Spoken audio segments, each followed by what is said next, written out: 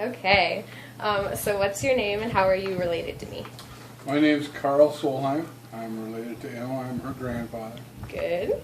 Okay. What branch of the military did you serve in and for how long? I was in the Marine Corps for 2 years. 2 years. Okay. Which war did you fight in? Vietnam War. Okay. What was your job in the Marine Corps?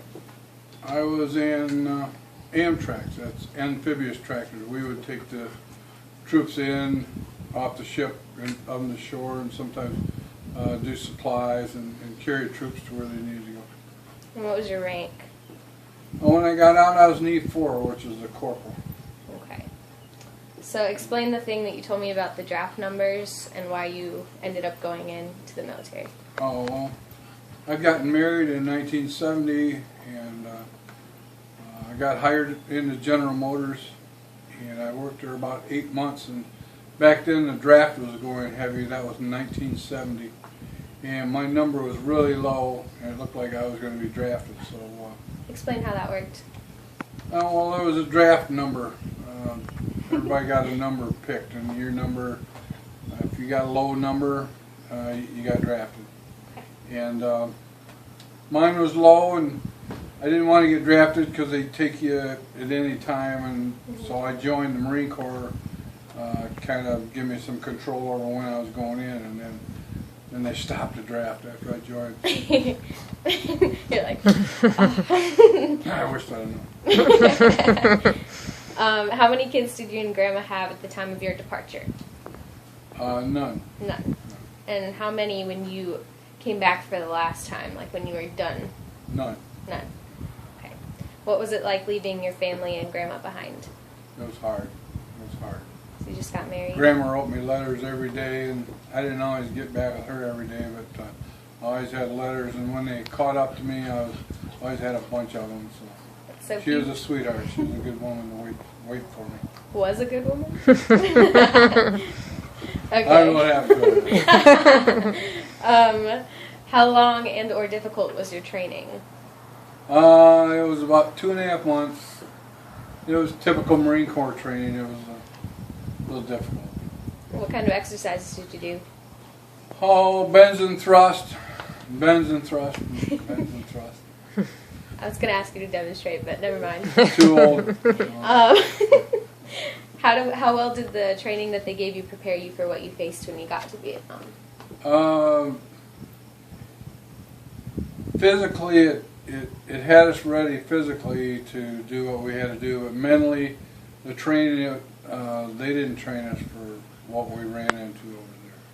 Which was? Which was jungle warfare, and we were not trained in jungle warfare. Was it hard fighting a war that you didn't support, or did you support it more and more as you fought in it? We never supported the war, but we supported each other. We fought for our brother next to us. We didn't really fight for... The country was so much against the war, and we were against the war. We fought to keep each other alive. That's all. That makes sense. What were the villages like that you had a chance to see, the ones that you did see? Usually poor, farming peasants live there. You know, they have a few farm animals, maybe some crops. That's mainly what you saw over there. A lot of rice paddies. Do you think that was because of poverty or the impact of the war on the people? It was the war. They had so much food taken away from them. It was so hard for them to eat that they just got by. I respect the Vietnamese people. They were. If somebody invaded our country like we invaded theirs, we would probably have done the same thing that they did. And they dug in and they just fought until it was over, and they knew one day we'd just get tired of it and go home. What kinds of people did you interact with when you were in the Marine Corps, like Native people or your fellow Marines, either way? We all got along. We were like brothers. Filipino people, I met a lot of Filipino people and Vietnamese people. Vietnamese people were very nice. I operated with the South Vietnamese Marines. I taught weapons class to them. Ooh, fancy. Well, they actually ended up teaching me more than I taught them. So. Like I say, they'd been fighting that war for 27 years before we got there with the French, so they knew all of the weapons. Okay. How bad were your own personal living conditions while stationed in Vietnam? An example, the coffee sock. The what? The coffee sock? Yeah. Well, we had it pretty good because we were in the Amtraks, and all we had to do is roll up the front, and we had cots and things inside. It was very, very nice living for us. And anything we wanted to bring with us, we just carried it with us. So you had it a lot better than you suppose the other. Yeah, we didn't have to march through the mud we were driving through it. So nice. Made it nice. So you had it lucky.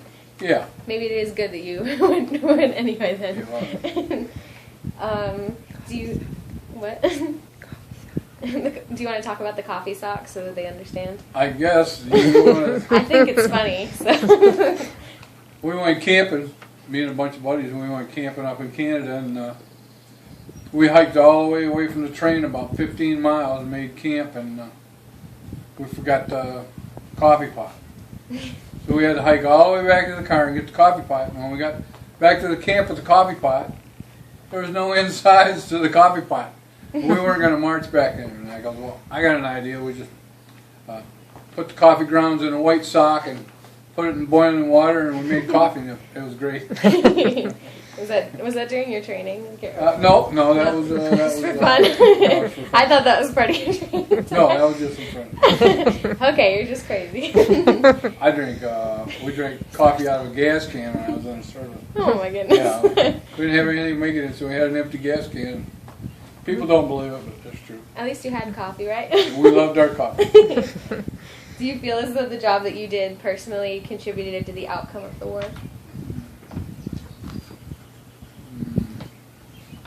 Not really. Not really? Because when I was there, we were just about all pulled out. And I was I was the last combat unit there. So we were like, it was very lonely, you know. All your friends are gone, and you're kind of, and then the Vietnamese were marching down from the north, and it was just a matter of time before the war was over. And they were going to take Saigon. So I was there at the tail end of the war, so it was, What was it like being last, other than it was lonely? Did you have all we could do was hit supply lines and try to slow them down. We couldn't stop them. All we could do was slow them down. Then politics being what it was, we weren't supposed to stop them. We were just supposed to slow them down. What do you believe was the actual outcome of the war? Like, because I know most people believe it ended at a draw, but what do you believe? I believe, truth be told, I believe DuPont, Exxon, and Coca-Cola, if it hadn't been for those companies, we probably wouldn't have been in a war over there. We had absolutely nothing over there except for those corporations, and they were large corporations, and that was an interest of ours. And war was good money.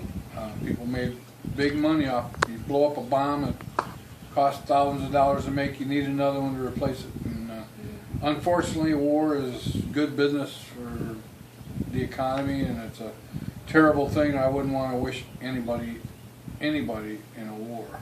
It's the most terrible thing you'll ever see. So you believe like the actual war was a result of capitalist interests? Like, do you think that's why it started? Yeah. Okay. Yeah. Are you proud of the things that you accomplished or did as a Marine? I'm proud of the guys I served with, and I'm proud of the way they fought the war. We fought together, and we fought for one another.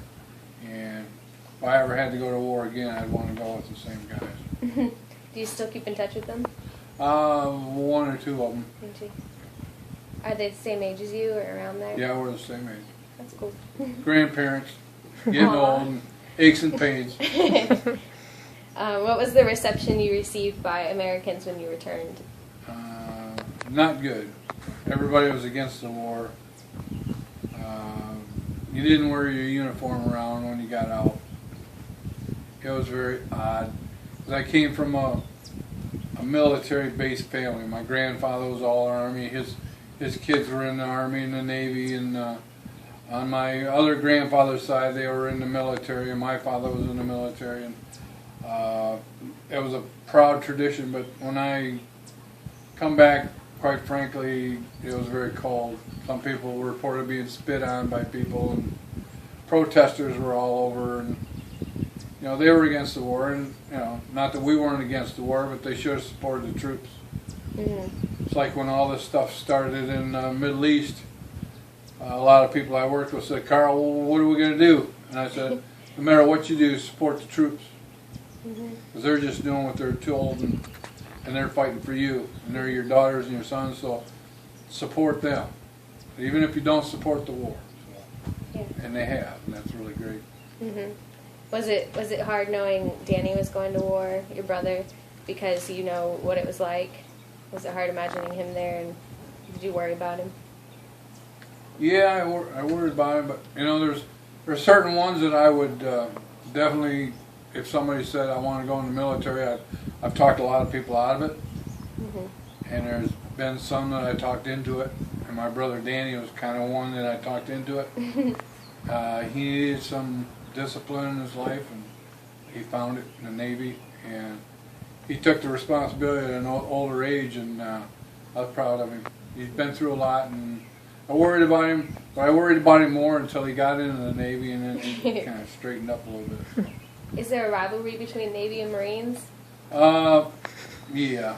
The Navy say that the Marines is a department of the Navy, and we always like to say it's the men's department. So. So not like it's more of like a joke rivalry more than like a... Yeah. It's like, if we could have walked on water, we wouldn't have needed the Navy. So. Did the way people responded tarnish the way that you felt about your participation in the war, or the war in general? Yeah, I really didn't want to go, but I went, and I could have been a conscientious objector. The church believes strongly against it, fighting in a war. But I was such a member at the time, my convictions weren't that strong. And it would have been against my convictions. I'd have felt like I was hiding behind the church if I didn't go.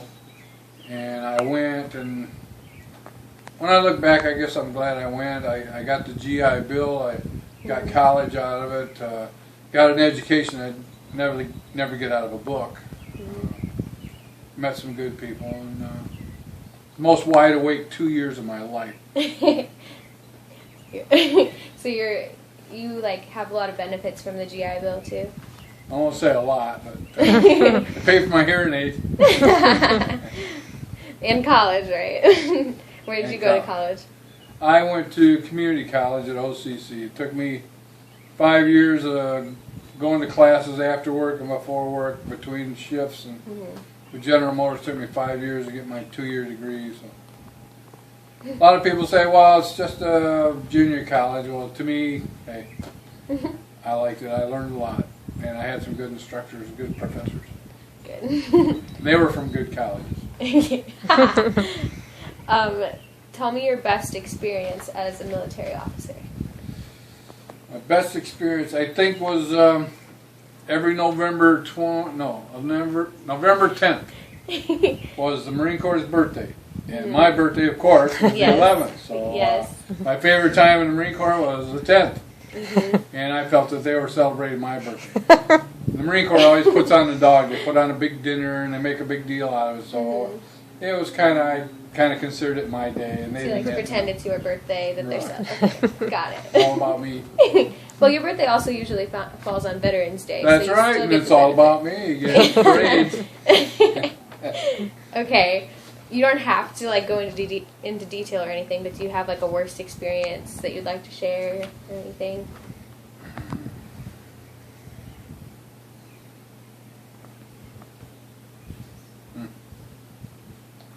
War in general is the worst experience. Like I say, it's like it's like driving down the road and seeing a terrible, terrible car accident, and then going home and trying to explain to people what you just saw. They'll never have that feeling that you had seeing that. And I just, you wouldn't want anybody else to experience, especially your family. Mm-hmm. That makes sense. So just the whole war, like being there and fighting, that kind of thing. Death, and getting used to death. Mm-hmm. Something you'd never think you'd get used to, but when you do, it scares you to be used to it. Mm-hmm. Was it hard to like come back and like, did you have any like PTSD symptoms or anything based on the war? Well, it's funny you should ask, because I was home, and it was probably just a few months after I got out, and I was walking down Sashball, just going to the store from where I used to live, and a car went down the road and backfired, and I dove into the ditch. Just reflex, you know. Yeah. It's crazy, but always looking in trees for snipers and looking around, trying to notice booby traps and just things that everybody else is oblivious to. They're just going on shopping and doing it, but you find yourself looking for that stuff, and finally goes away. But so you don't have anything left that you like dive into ditches when you hear cars backfire anymore? No. Nothing like that. Do you have anything else that you want to share about your experience? It was a good experience, and it was a bad experience. Mainly good. I learned a lot from it. It set me back in life, but yet it put me ahead too, because it paid for my college, and I learned a lot from it. Do you think that other people that fought in Vietnam like had the same kind of experience as you, or do you think they would have different perspective on whether or not they would have wanted to go? I think a lot of my generation, when they went to the military, are very bitter about it.